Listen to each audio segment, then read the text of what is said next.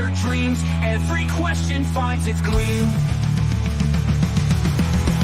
Wherever she goes, answers will follow. Into the depths or up high in the hollow. Curiosity calls, she's ready to find solutions to everything on her mind.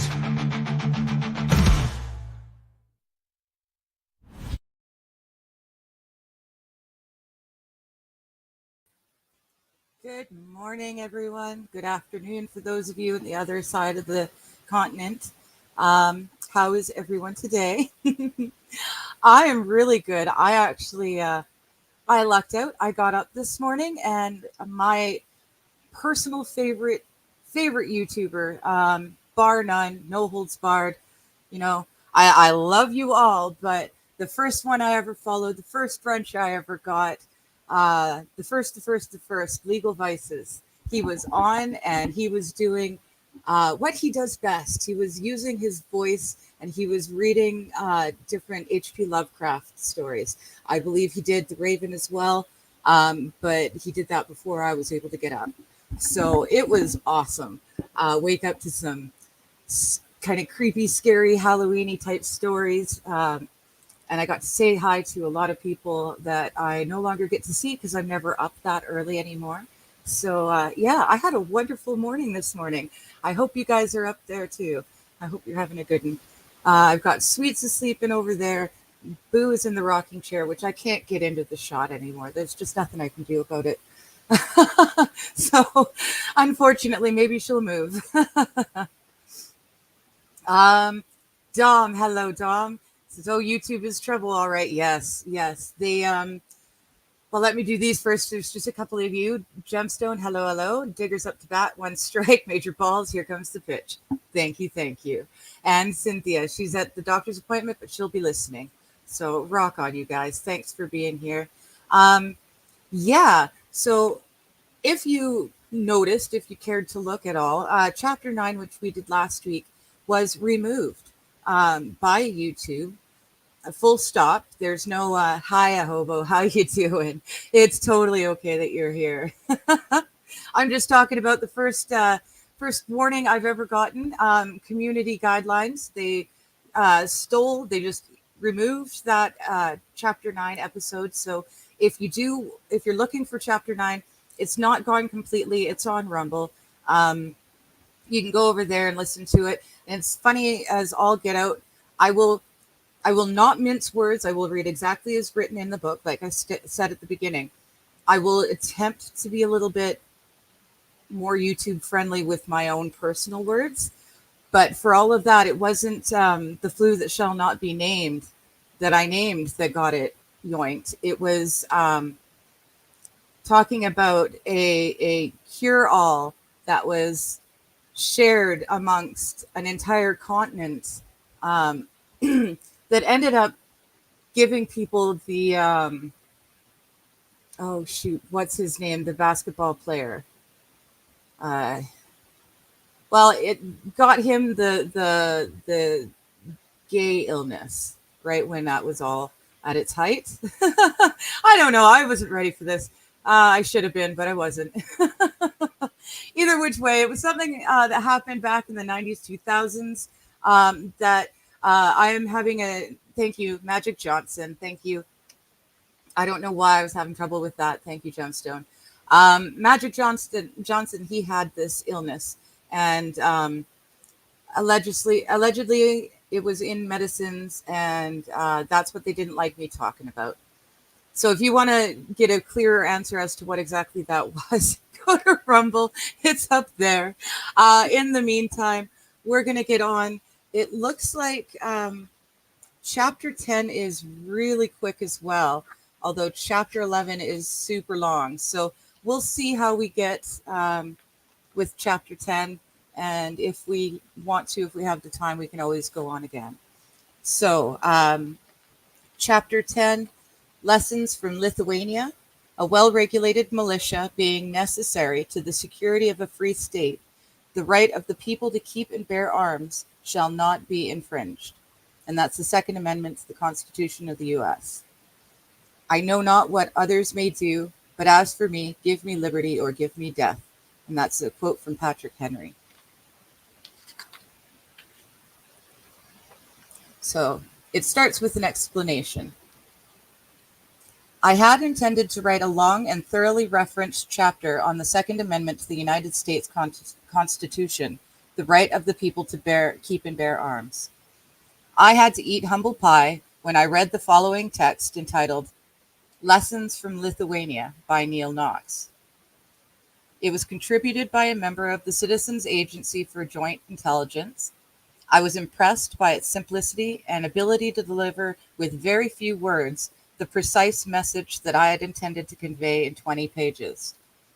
Since I believe that sometimes less is more, and since my ego has nothing to do with this book and its message, Lessons from Lithuania has been printed in its entirety with no changes as the complete chapter on the Second Amendment. Try as I might, I could never improve upon Neil's simple statements. My deepest appreciation to Neil Knox and the Firearms Coalition for permission to use Lessons from Lithuania.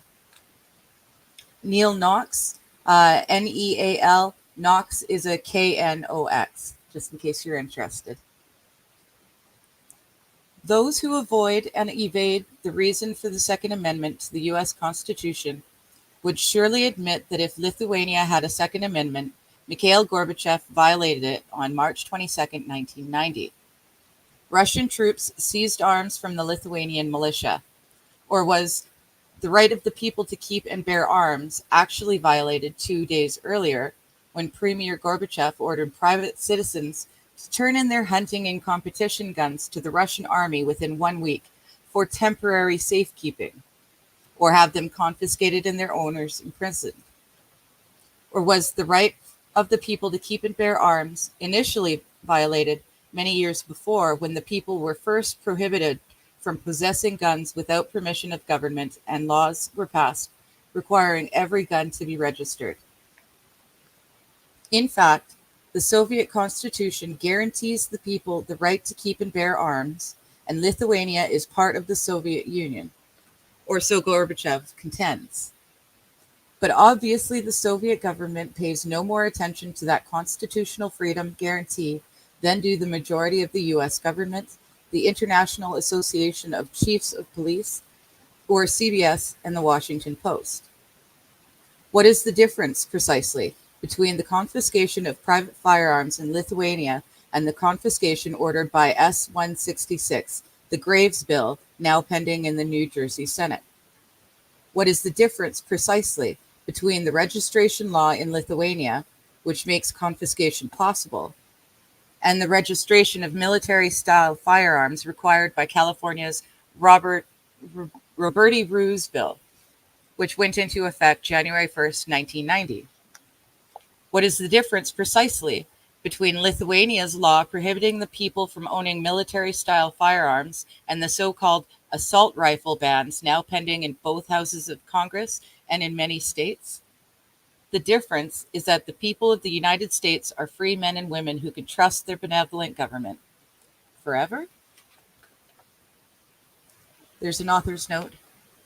Nothing has so clearly demonstrated the reasons for the Second Amendment and the reasons it must be defended than when on December 14th, 1981, when General Jaruzelski declared martial law in Poland, placed all press under total government control, and declared all firearms licenses and gun registration certificates void, requiring the licensed owners to turn in their registered guns within 48 hours. Of course, since the government knew where every gun was, except those in the hands of criminals, they had no choice but to comply. It says, please download this file, print it out, and send it to your local newspaper, putting your name on it if you think it will cause more editors to run it. Also, please upload it to as many other bulletin boards and nets as possible. That really ages it, eh?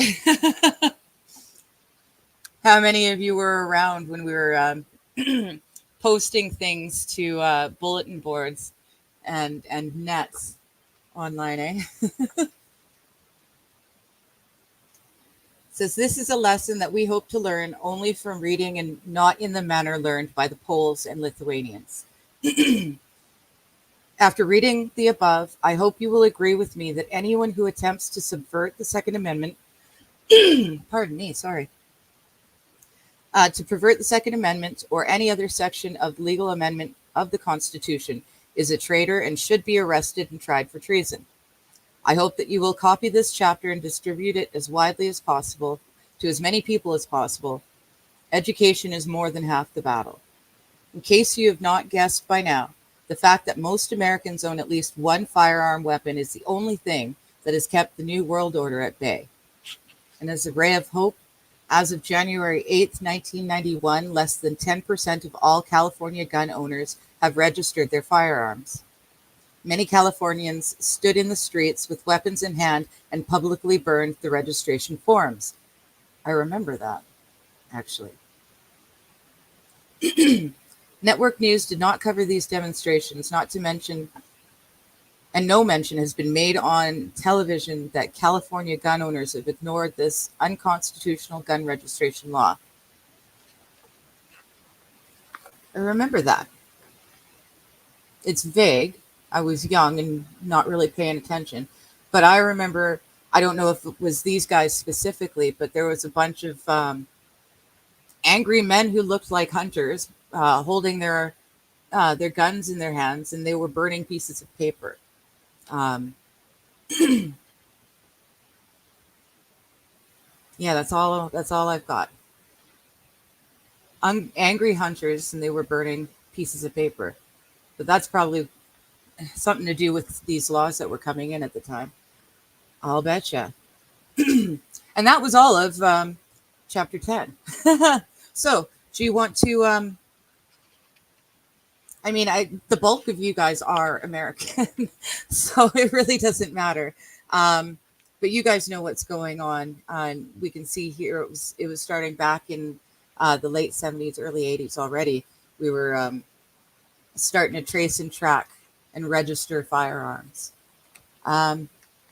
So yeah, I guess we don't really need a full-on debate on the Second Amendment. I think we're all pretty much in agreement. It's one of those things. I wish Canadians had a proper constitution like you guys did. You've got to fight for that. So chapter 11 is called Coup de Grace. It's high crimes and misdemeanors, treason committed by the Joint Chiefs. Phone conversation with Randall Terpstra.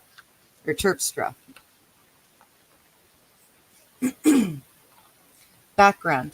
When I finished The Secret Government in May 1989, a temptation existed to remove the material that I had written on the Nixon resignation.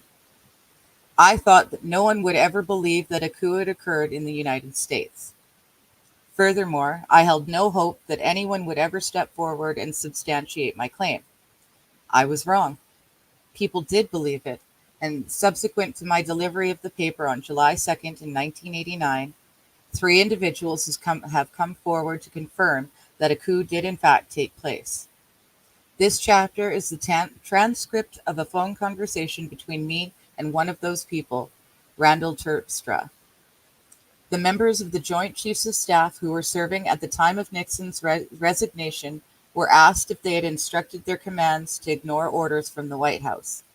They replied that the subject had come up, but that it was not done. They lied. Confirmation of a coup. Randy says, "This is Randy." Bill, "Hi, Randy." Randy, "Yes." Bill, "This is Bill Cooper." And Randy, "Hello, Bill." Bill, "You left a message on my phone. I didn't get to hear it because my wife took the messages off the phone and wrote them down. I have no idea why you called. If you let me in on it." And Randy says, "Well, I have a copy of your documents that were provided to me by a friend, and 2 things. One, I'm missing a page on one of them, the one that you've titled Operation Majority, the final release. It looks like I'm losing page 3, because I have page 2 that says MJ12 is the name of the da-da-da-da. under the leadership of the director, and then it flips right over, and the first line of the next page that I have says, means MAJ1 controlled. I appear to be missing a page on that one. Bill says, okay. And Brandy says, the second is, I have to close my office door. One moment. Brandy says, I'll be frank with you. When I first started reading, my first reaction was, gee, this National Enquirer material, up until a point where I came across something that startled me a little. In the same document, your final release document, you use two terms that I've only seen one other place. Excuse me.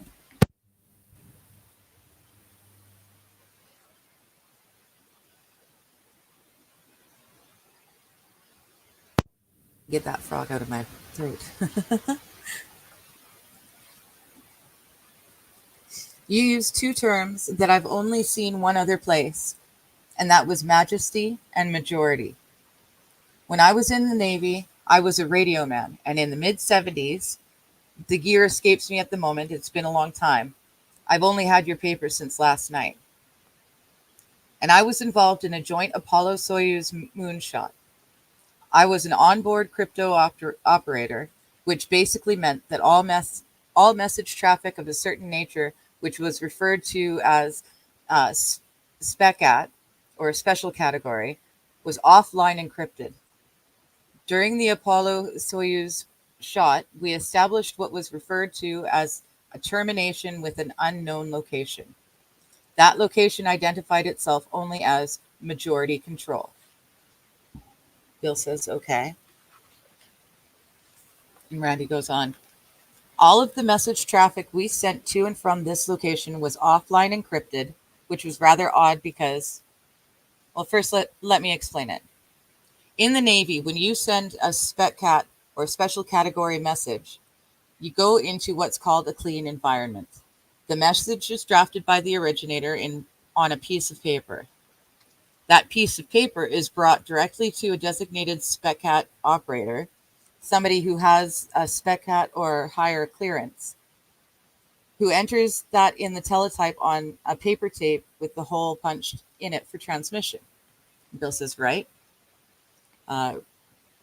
Author's note, Randy did not know that one of my duties as the petty officer of the watch in the Syncopac Fleet Command Center was SPECAT operator for the command center. So Randy says, at that point, the SPECAT operator goes onto the circuit, notifies the other end that he has SPECAT traffic to transmit. The other end, an authorized SPECAT operator, has to come on the circuit at the other end. He has to identify himself back to you with his code number, his name, and service number. Now, to me, at this particular moment in time and space, this would have been the middle 70s, that was probably the most insulated means of transmitting information point to point in the military, because you knew who wrote the message, who had seen it to transmit, who had received it, all the way to its ultimate destination. Well, in this particular case, all of the message traffic was being handed to me, and I was instructed to encode it through a machine called a KL47, which takes standard text material and turns it out into 5-letter blocks, random characters. And the origination, they were 5 of us on board the USS Mount Whitney, and the 5 of us were all operators, SPECAT operators. We were on a revolving shift all during the Apollo-Soyuz mission.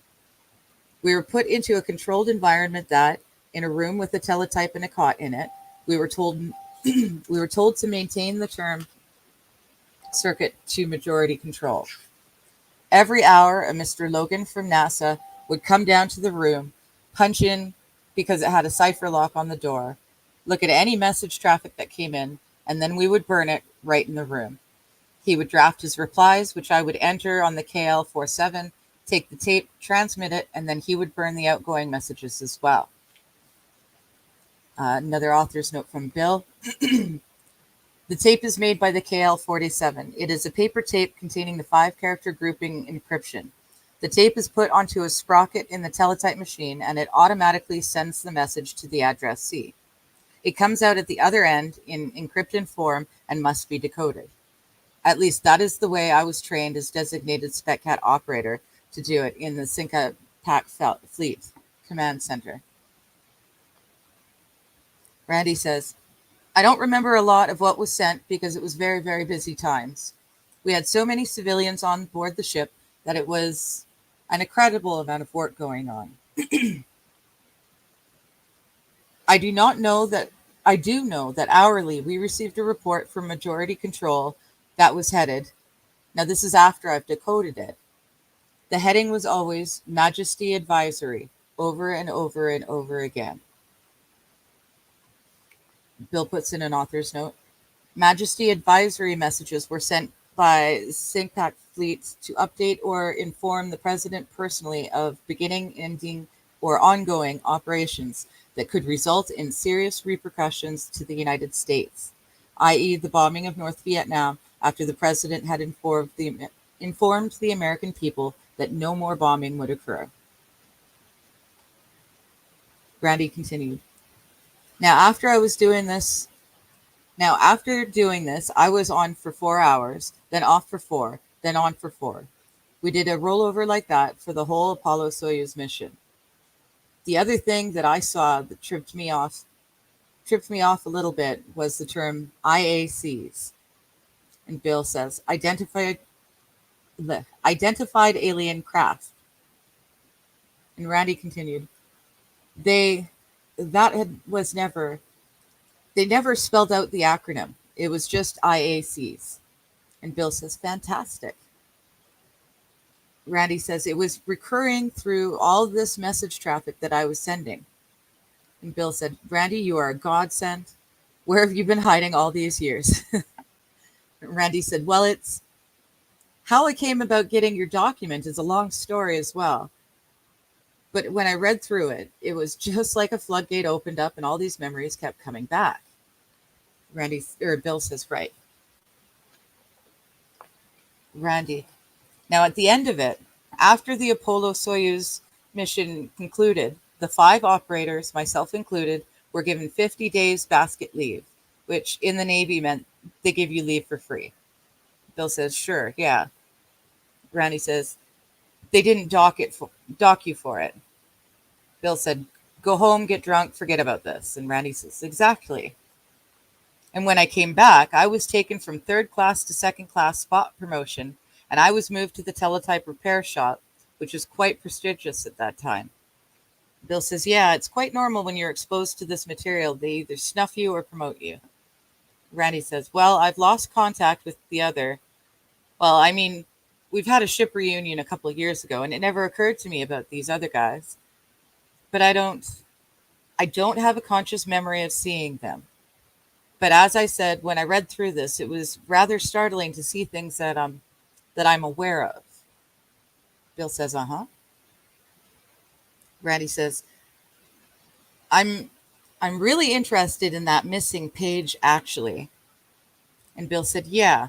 Was there anything else that you can remember that Randy said, no, at the time, it didn't mean a damn to me. I mean, being a radio man, we pumped so much traffic through that ship. Mount Whitney is an amphibious communications command ship. Bill says, yeah, I'm familiar with it. Were you in the Navy at the time that Nixon resigned? Randy says, no, I was not. Bill says, And Randy says, I was acting as consultant to a company that was doing work for the U.S. Marine Corps, though. Bill says, uh-huh. Were you in communications at that time? Randy, yes, I was. Bill, do you remember a message that came to military commands? Let me see if I can remember the exact words. I believe the message said, Randy, upon receipt, you are instructed to no longer accept direct orders from the White House. Bill, right. And Randy, actually, they didn't use the term White House. They used the term top hat. Bill, top hat. I remember White House in the one I saw. I was aboard the Oriskany when I saw this. Randy, I was working with the Lieutenant Colonel A.P. Finland as a civilian consultant on the device called the MCC-20. which is a multiplexer device. Bill, his name was Finland or Finn, Randy, Finlon, Finlon, and he was the recipient of the message. He was the S3 operations director for the 6th Marine Amphibious Brigade. Bill, okay, you realize the implications of all this, don't you, Randy? You know what's happening. And Randy, yeah, I've taken liberty with the documentation you sent me and I forwarded it to someone else. And Bill, okay, I'm in dire need.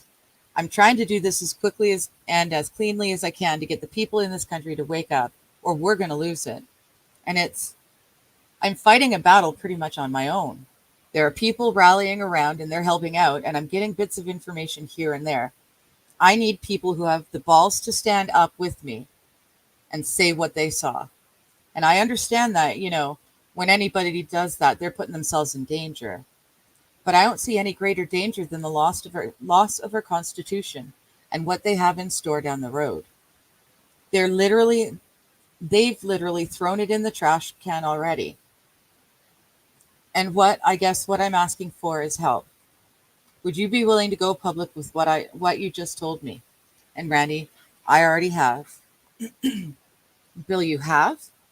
Randy, I forwarded your manuscript along with exactly what I've just told you to Lieutenant Colonel Robert Brown, the director of the Soldier of Fortune magazine. Bill, fantastic. Randy, I spoke with the secretary on the phone, described what it was all about, and she in turn passed it on to him. He said, send it to me quick. Bill, fantastic. Randy, if anybody, Soldier of Fortune magazine has the biggest military following of any publication in the world. If anybody was in service who saw this stuff, it'll be them. Bill, fantastic. Great. Do you mind if I use the information that you've told me? Can I say that someone has corroborated what I've said? Randy, absolutely. Bill, can I use your name? Randy, yes. Bill, what's your last name? Randy, Terpstra. Then they exchange addresses. Bill, your first name is Randy? Randy, my first name is Randall, middle name Wayne. Bill, okay, Randy, you're a godsend. If you were right in front of me, I'd kiss you. I swear to God. I have been hunting so hard for people to come out of the woodwork because I know there's a lot of people out there who know. Randy, they don't know it. You've taken a lot of loose bits and pieces that I've had. That's the problem. Yes, there's a lot of people who know things, but they don't know what they know. Bill, yeah, I'm sure of that. It's so compartmentalized that what they know, they don't believe is wrong. Randy, well, one of the things I'm really stirring up some controversy about is I want more information about NRO, and the one person who can get it is Colonel Brown, if that exists. Bill, well, the NRO is the National Reconnaissance Organization that first put together the Delta teams, which were specifically assigned to security of the alien tasked projects. They've since been used for all kinds of other things. Now, there's a different NRO that you have to be careful you don't get wrapped up in, and that's the National Reconnaissance Office, which is responsible for the spy satellites. Randy, to even throw a little more smoke on it, do you know Colonel Charles Beckwith down in Florida? Bill says no. Randy says, Colonel Charles Beckwith was the one who came up with the whole term Delta Force. That's that rescue, the hostage rescue group, the Green Beret unit? Bill says, uh-huh. Randy, now he originally wanted to call it something else, and the White House pushed Delta Force down his throat. Bill says, do you know that I talked to Barbara Honegger? Have you read October Surprise? Randy, no, I haven't. As a matter of fact, I've got your bibliography here, and I was about to make a call to a friend of mine who runs a bookstore to place a rather large order. Bill says, okay. Barbara Honegger wrote October Surprise, and they refused to print one chapter.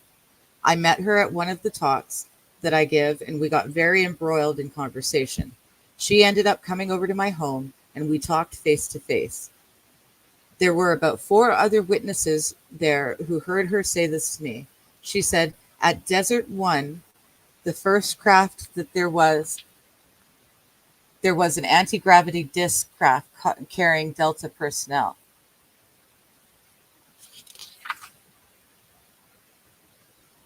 Okay. She said at Desert One, the first craft that was there was an anti-gravity disc craft carrying Delta personnel. Then the aircraft and the helicopters came in.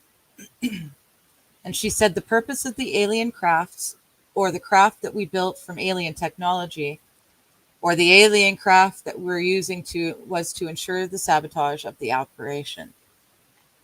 Author's note: sometime later, Barbara Honegger related the same story on the Anthony Hilder Telling It Like It Is, Like It or Not radio show. During the broadcast, she said the anti-gravity craft was from a project named Red Light. Ms. Honegger was a White House staff member during the Reagan and Bush administrations. Randy: that makes sense because I have some 8x10 glossies of that jolly green giant that caught on fire and burnt. Bill says, uh-huh. Randy: I have some real problems with that. I'm a military nut. I spent my time in the Navy, and I've since been associated with a variety of military groups. I have some pictures of that photo, of that helicopter they're black and white AP photos, and it shows a burnt pattern that starts at the nose of the aircraft and goes back across the fuel tanks. They don't originate in the fuel tanks. So how in the hell did that helicopter catch fire right at the cockpit, outside of the cockpit, and out of the fuselage? Bill says, that's a good question. The alien beam weapons will do that, though. And Randy says, now ask a new question. The beam weapons you refer to, do they leave a pattern on the material, a wavy, ripply pattern? Bill says, that I don't know.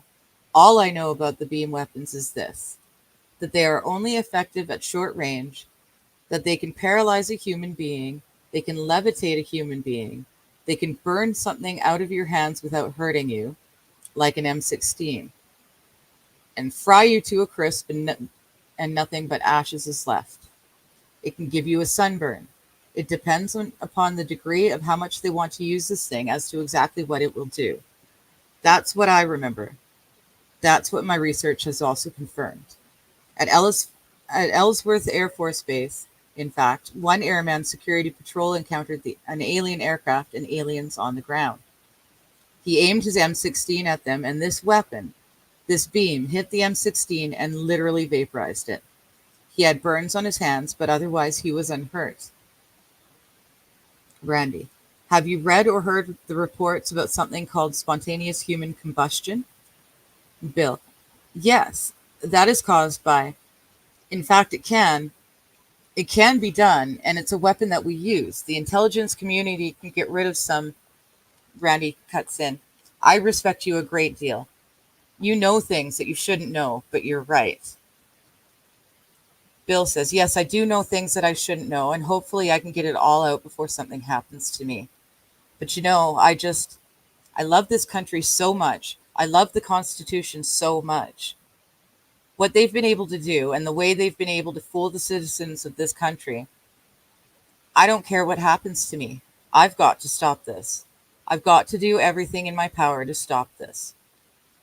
And Randy says, well, I'm not one of, I don't know, for lack of a better term, I'm not one of those wild-eyed loonies that runs around doing the rest of it. As I told Colonel Brown, look, I'm just a guy. I work in the computer industry. I make modems. I travel around the world. I taught computer systems. I mean, that's about it, okay? I mean, yeah, I'd like to go shoot my gun at the target range, and I'm an armchair commando, and I like reading Soldier of Fortune magazine and vicariously living through adventures of other people. So I'm not a holy roller. I mean, I have my own belief in God, but I don't go around espousing it to everybody. And I'm not one of these esoterics that run around talking about Maitreya and Hinduisms and all the rest of this, the chakras and all the rest of it. I know those people are out there. I know they exist. As a matter of fact, I'm dating one of them, But that's her beliefs, and if she wants to believe that, that's fine. Bill said, sure. Randy says, when this came in out of the blue, I've had a lot of thought in my own head. You've galvanized a lot of them, especially the text where you were talking about the sudden influx of media and television on an alien presence among us in our society. I felt that for almost 2 years, and I could never really verbalize it. Bill, oh yeah, they're desensitizing us so that when it happens, all of the things that they feared in the beginning that led to all the lies, that led to all the crimes, won't cause what they feared. It won't cause the collapse of our society and our culture and our religions. It will affect the economy, though, quite a bit. Randy says the economy is out the door anyway. Bill, yeah, and that may be what they're waiting for, to change into a cashless society so that it can't have that kind of effect. Randy, yeah, there's an awful lot, you see. I have my sister and my mother are both, let's say, God's Green Berets. They know they're super religious types. God bless you, come to church type of thing. And at their urging, I went through the Bible and I read it. I read it 4 or 5 times, and every time I came back with it, I kept seeing different things. And I have my own views on life and on a variety of things. And until I read your material, it had never really galvanized me into thinking things. Now, like I said, the only thing I can really relate to you is what I experienced during the Apollo Soyuz shot. Bill says, that's great, because what you experienced there is just confirmation of what I've been telling everybody. There is a secret space program. There is a control group called Majority. The president is called Majesty in connection with these things. What you were getting, the Majesty advisory messages were to keep the president.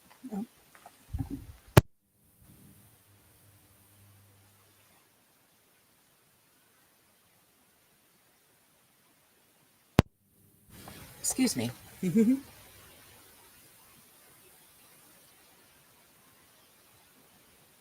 The president is called Majesty in connection with these things. What you were getting, the Majesty advisory messages were to keep the president updated. Randy, you know, the real funny part about all of that is the guy who would come in and was using our facility. His name was Logan, Mr. Logan. His title was supposed to be communications coordinator, but I never seen him do a damn thing except come into that room, read traffic, draft a reply, and then go back up to CIC. Now, we were in what was called the GenServ, General Service Side of Communications. We weren't the spooks. The spooks had their own little quarters over on the other side of the ship. Bill says, sure. Randy, but we did have the KL-47 and the rest of the NASA types. The civilian types who would come down to, we had a message window in the hallway, and they'd come up and they'd hand their outgoing messages in the window, and they would go out on the general service circuits. The only stuff that we handled was traffic for majority control with Majesty advisories, and that was it. And a lot of it, like I said, was a lot of textual data. I mean, there was tons of text, and it was all couched in technobabble that I didn't really understand. But I do remember the acronym IACs everywhere. I mean, completely repetitive. Bill says, oh yeah, Randy, you know, that's as much as I can offer you. Bill asks, do you remember where the messages were sent for majority control?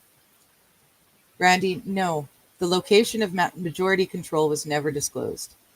The only thing I can assume is that it was somewhere north. The ship was anchored.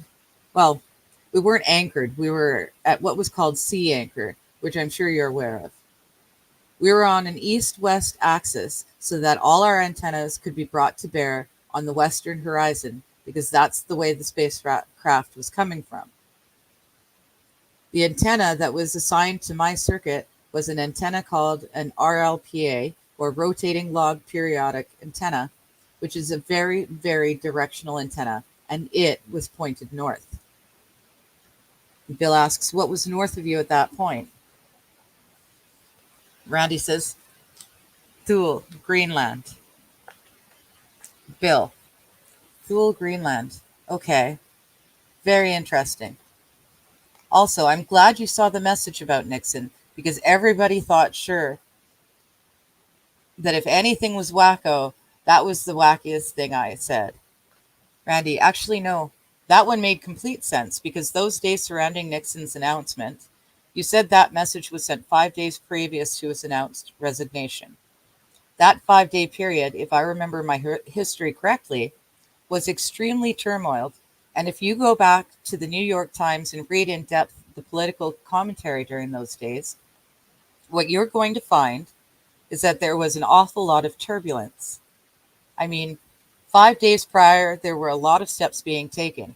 It would not surprise me if that message would have been promulgated and sent 5 full days prior to the public announcement, because the public is always the last one to know. So I found that the most realistic of the things that were in here. Bill says, fantastic. God is answering my prayers. Oh, wow. It makes me so happy. Listen, Randall, I've been taping this whole phone conversation. If you want me to destroy this tape, I will. The reason I do it is I never know when somebody's going to say something that is important or not. Randy says, I have nothing to hide from you, Bill. Bill says, okay. But I just want you to know that I've never betrayed a source or used a person's name when they asked me not to. I'll never use a tape if they've asked me not to. If they ask me to destroy it, I've always done that. I will try to work with everybody in a manner that they're comfortable working with because my goal is not to embarrass or hurt anyone. It's to stop this thing from happening. Randy says, well, you've got another recruit. Bill says, fantastic. Randy, question? Bill says, sure. Randy says, who is Linda Howe? Bill says, Linda Moulton Howe is a TV producer who, I don't remember when it was, 78 or something like that. She made a film called A Strange Harvest about the animal mutilations, the cattle mutilations. Randy, yeah, because of your notarized statement, you make reference to her. And Bill says, yes, she contacted me along with a whole bunch of other people, but I tried to pick out people who I thought were the most professional and the most likely to stand up under scrutiny or attempts to discredit. And I figured she was one of those people. So, Randy, I think where you're at right now with the data you have is, I mean, it's time to try to get it in front of people. Bill, that's what I'm trying to do. So, Randy, I'm in the process now of, as a matter of fact, when you called, I was drafting the cover of a fax that I'm sending to KGO Radio, which is a local radio talk station. It's a clear channel station. It's heard all up and down the West Coast. Bill says, great, fantastic. Randy says, there's a moderator there named Ron Owens who, I'm sending this to him with the statement, this is not being sent to you as a joke. It is being sent to you as something I think you should take for a minute and just read it. And I've asked him to contact you. And basically I said, Ron, if 10% of this is true, then we're in trouble. Bill says, right, absolutely. And there's a lot, when I give a talk or something, someone will always stand up and say, how do we know you're not just feeding us disinformation? Oh, that word was around a long time ago, eh? And I say, just think about what you're saying. What I'm after is the truth. I'm telling you what I saw in these documents and where my research has led me over the intervening 17 years. And that's what I'm imparting to you. I want you to go and verify this or not verify it, or prove it wrong, or whatever you can do on your own. And I'm perfectly willing to listen to anything that you have to say. But just think about what you just said. If, in fact, I'm giving you disinformation, then you're in worse trouble than you ever thought of. It would be better if there are aliens. Because if there's not aliens, that means this whole thing has been perpetuated by the government for some purpose that we don't even know about. What it really means is we got the whole human establishment against us. And that really opens their eyes because it's true. Randy says, you just kicked off another memory. And author's note says, and that is another story. Randy Terpstra called the Billy Goodman happening 2 days later, during the week ending November 4th, 1989, and repeated live on the air what he told me during this taped phone conversation. On Sunday, November 5th, 1989, I played the tape to an audience of approximately 800 people at Hollywood High School. When President Nixon gave his farewell speech, he said he would tell the American people the truth about UFOs. Like James Forrestal, Richard Nixon found himself a prisoner on a mental ward in Bethesda Naval Hospital. Unlike Forrestal, Nixon survived. He has remained silent. And that's it. That was chapter 10 and chapter 11. So we get the first hints and tips into what will take up a lot of the rest of the book. Is going to be everything he learned about aliens. And it's a wild ride because he learned a lot of stuff in his position in the Navy that he thought was true. He saw things with his own eyes. And it's interesting how he goes from believing in aliens to believing that it's the government pretending to be aliens. And then from the government, we can extrapolate further. And this is the 13 to 15 factions that I speak of. The ones who really control the world, the ones who control the presidents. They've been working on these plans for centuries, not just decades. So this alien plan, it's not so far-fetched. It's not so far-fetched that the New World Order were the ones to begin the alien story controversy. But we'll get into that in the later chapters. It's very interesting when we get to read his transcriptions of discussions he has with others that are slowly connecting the dots. I think it's pretty cool. It's America's Untold Stories. They connect the dots so well, and a lot of the dots that I learned about are being connected here as well. So it's quite interesting. I mean, we could get bogged down in it all, in the Nazis that were brought in. And the German officers and others who were brought into America and, pardon me, Russia and whatnot, well, USSR, for their knowledge and their intelligence. NASA was built using their top people. So it's very interesting to see how everything connects and how the alleged coup of the government during Nixon's time, the assassination of JFK, they all intertwine. And when you get to see enough of the dots, you really get to see the bigger pattern. And I think at the end of the day, that's what happened with Bill Cooper. Is he just kept connecting dots until he had the whole quilt, and he could see the whole overarching meaning of it. So let's see. Here we go. It was just okay. Good. Stingy. Hello. Good to see you. Did my mic go high? Mine does from time, but you said right after. Never mind. It was me. Okay. Good. Dom says, Stingy, I don't think Digger's having mic problems, that she figured out how to plug it in. Shut up, Dom. That was not it was part of the issue, not the issue.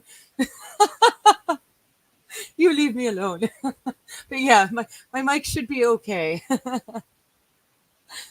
Soft mag are sellouts. They lied on Waco big time, says Gemstone.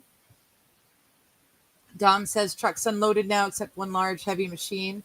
Oh yeah, I saw that. You need to get to Harbor Freight and get the crane to get lifted out. But that's awesome. Everything else is unloaded. That's That's really good to hear, bud. You're so close to being able to just enjoy the new home, eh? Oh, good. Stingy says it was me. My earbud came loose. Good, good. So I'm saying you have the same disease as me, not plugging things in correctly. Oh, and you've got to go play with the surveyor again, eh? Oh, well. A little verbal jousting. That's always good. Stingy says, well, I'll steal a quote from our wife. She's a woman. It's not her job to know how to put things in holes. I like your wife. I agree. Tom says, well, I expect my woman to keep at least one hole clean, and that usually requires put something in it. Gemstone says, sounds like Phil Schneider's incident at Dolce Base. I don't know. That's not ringing any bells for me. Stingy says, have you ever listened to the Confessionals podcast? No. He covers a lot of wild topics and has people on. He had a guy talking about time skips, unknown planes with no writing outside, but Enochian language inside. Interesting. I'm getting to the point where I might be able to start reading some of the esoteric books, so that'll be interesting. Occult, religious stuff, conspiracy, military. Okay, and that's Confessionals podcast. I'm going to star that one so I can go back to it. Hello, Shenny. You got here finally, eh? Specifically number 122. Okay. Stingy, or Dom is saying too stingy. While I like good stories, unless something is local to me where I can reach out and touch it or otherwise feel the effects of it, I mark them up to entertainment. Fair enough. Yep.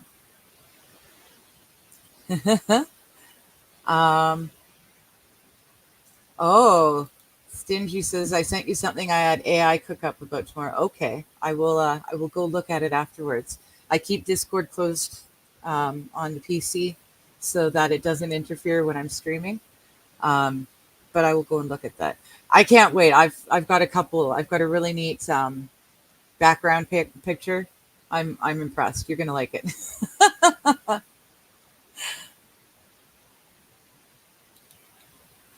And yes, I have learned to plug things in. Thank you. Gemstone says he was in a battle with large grays underground. Oh, right. And had his torso burned by a beam like what melts at the M16. Right. Okay. I remember that story now. They killed him when he went public. Yeah, I remember that now. And Stingy says, don't worry, Digger, I'll get it to you. Good. Good. It's funny. I just so happen to have like $10.10 just hanging in my Steam wallet forever and ever and ever. So it was just enough with a little bit left over. So I was able to get that game. It's installed. I will turn it on once to make sure that I can turn it on. But otherwise, I don't want to start it at all. It'll be brand fresh, brand new for me too tomorrow night. That'll be good. Yeah, I'll have to find Gemstone. We'll have to talk. See if I can't find his story, because that would be interesting to look into as well. I know Stingy is good at getting the good stuff. Oh, and you sent the confessionals. Perfect. Okay, I will check it out once we get off here. But that's about it. There's not really a whole lot of discussing to do on this one. I mean, chapter 10 was just a quickie refresh about why the Second Amendment is so important. And then we started to look into the aliens. So 12 will be next week, and it's called The Secret Government, The Origin, Identity, and Purpose of MJ12. So that's going to be fun. This is where we really start to get in the meat and potatoes of the alien bit of it. So, it's been grand. It's been swell. Thank you very much, everyone, for being here. It was a bit of a short one today, but you know, short and sweet is always good.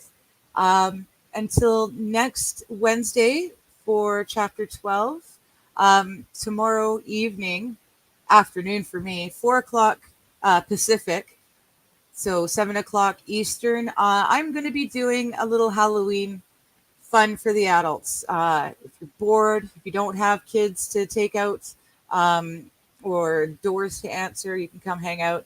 Stingy, he sent me a trailer for a game that I can play with you guys in chat. You can help me figure out what the next move will be and what things to look at. So we'll have a lot of fun with that. Just for the hell of it, with my Buy Me a Coffee tomorrow night, if you'd like, for every coffee you buy, which is $5, I will do a dab off of my dab rig. So we'll see just how Stone Digger does with a scary video game. So it'll be a lot of fun, and yeah. Until that time, I'll see you guys tomorrow night. Topics change from day to day. Science, art, or history's play. No path too twisted, no trail too thin. She dives right in where to begin.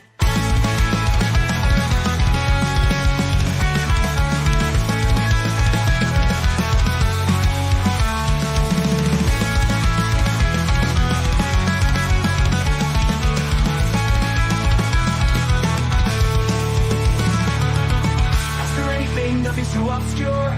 She'll dig and dig a spirit so pure. From ancient lore to future dreams, every question finds its gleam.